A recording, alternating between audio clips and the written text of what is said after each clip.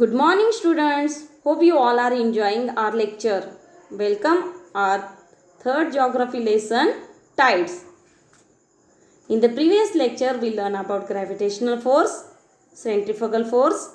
So let's see new about tides. You can see over here gravitational force is working in the earth and centrifugal force is working away from the earth.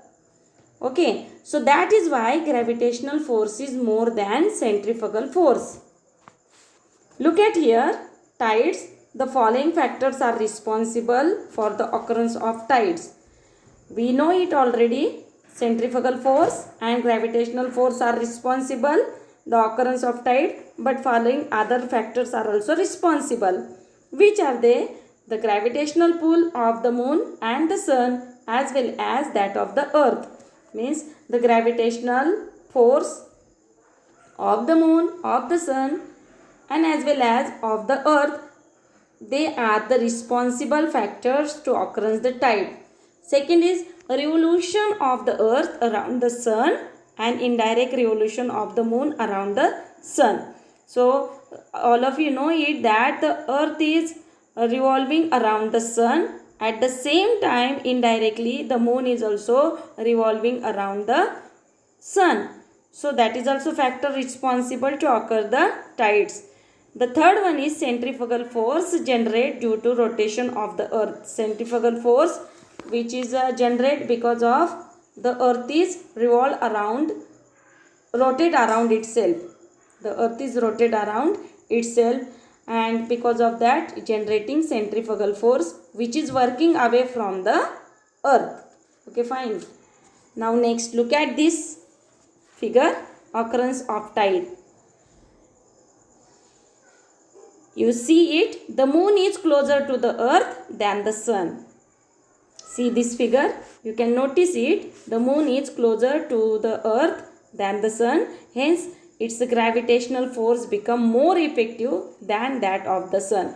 Already the sun has more gravitation power, but sun is far away from the earth and moon is closer to the earth. That's why the moon's gravitational force become more effective than that of the sun. So tide occur due to the relative position of the moon and the sun and the earth. Means a place on the earth located at opposite point of the place experiencing high or low tide also experience high or low tide respectively at the same time. This is the result of centrifugal force. Now see, when there is a high tide at 0° meridian, at the same time opposite to 0° there is 180° meridian high tides we can experience. The meridians that are at right angle to those having high tides will experience low tide at the same time. If it is high tide at 0° meridian and 180° meridian, then at 90° east and 90° west there is low tide experience. We can experience low tide. Please listen carefully. If 0° meridian opposite to 0°, 180° meridian, there is high tide experience, and at the same time the right angle to this meridian means to 90° east and 90° west, we can experience low tides.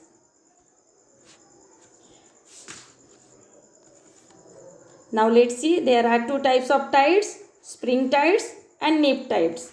We will see it one by one. First I will read and later I will explain. Spring tides. On the new moon day and full moon days, the gravitational pull of the sun and the moon act in the same direction, leading to spring tides. Spring tides are higher than the average high tides and lower than the average low tides. Now neap tides. On the first and the third quarter day of each month, the forces of both the sun and the moon operate at right angles on the earth, leading to neap tides. Neap tides are a little lower than the average high tides and a little higher than average low tide. We'll explain it through the figure. Look at this figure. This is spring tide. Spring tide. And spring tides occurs on new moon day and full moon days. The gravitational pull of the sun and the moon act in the same direction. See in figure, the moon, the earth and the sun, they are in the same direction. So due to this, the total pull increase, means already sun has a gravitation force, then moon also has a gravitation force, and both force are increased pulling the water, and hence the tide on this days is much higher than the average high tide. If you can see to your right hand, there is level of high tides, water level of high tides water. So this is known as spring tide. As the bulge at the high tide is greater, the water at low tide recedes. If you can see the figure, both the moon and sun both are pulling the water, and opposite to that high tide means to the right angle to the high tides, there is experience of low tides. And the water level during spring tide is higher than the average high tides and lower than the average low. Now, neap tides. Look at this figure. While revolving around the earth, the moon makes a right angle with respect to the earth and the sun twice a month, and this position occur on first and third quarter of each month. Means this neap tide is occur twice in a month, when the moon in the first and quarter day. The moon's position is occur on first and third quarter of days.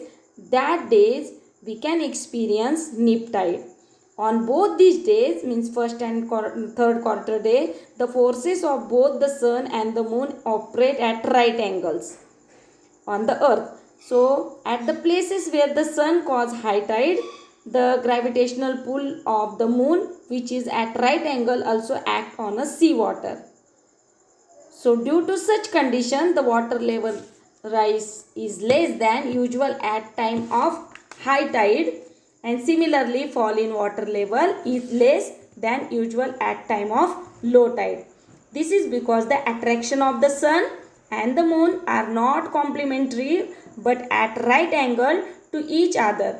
Such tides are called neap tides.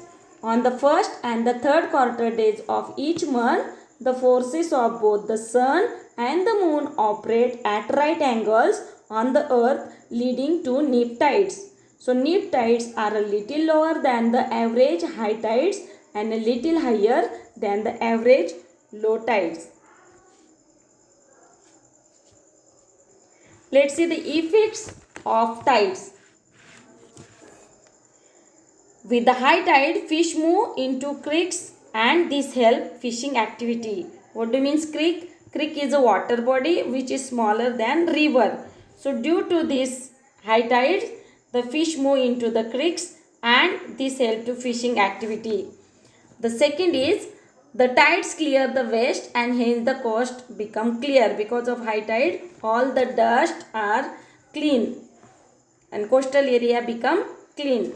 So port do not get filled with the sediments. Ports are also become the clean due to high tide.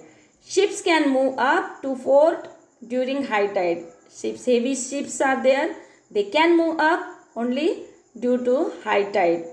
During high tide, seawater can be stored in salt pans from which salt can be obtained. So the salt is important ingredient for us. So during high tide, the seawater can be stored in salt pan, and we can obtain salt from it. So the tidal force can be used to generate electricity. This high tide force, we can use it to generate electricity.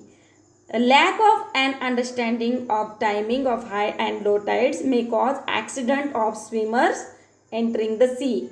those people, they don't know the high tide and low tide timings.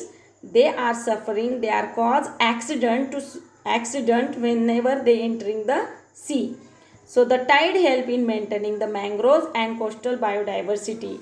Mangrove means the trees which are growing in wet areas and some roots that are above the ground, they are called mangroves. So the tides help in the maintaining the mangroves and the coastal biodiversity.